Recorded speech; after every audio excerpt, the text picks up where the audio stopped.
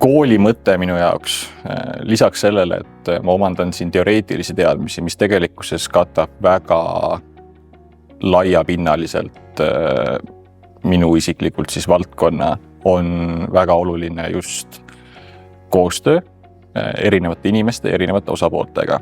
Ehk siis just inimestega koos töötamine, erinevate vajadustega arvestamine, planeerimine on see, mis lisaks kogu teoreetilisele baasile minu jaoks isiklikult annab kõige suurema väärtuse.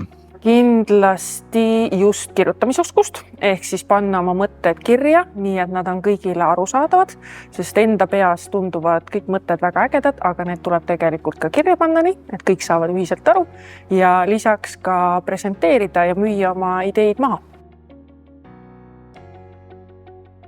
Suurim pluss on see, et see õpe ei olnud ainult teoreetiline, vaid seda õpitud teooriat sai hästi palju siduda siis reaalse praktikaga. Et paljude nende õppekavade miinuseks on see, et see õpe on küllati teoreetiline ja siis ta jääb selliseks kaugeks.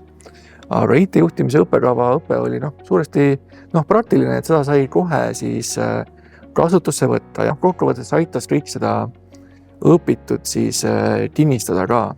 Õppekava andis eelkõige juurde mu enesekindlusele, et oma igapäevatööd teha, sest sain ühendada nii teoreetilise kui ka praktikute näited.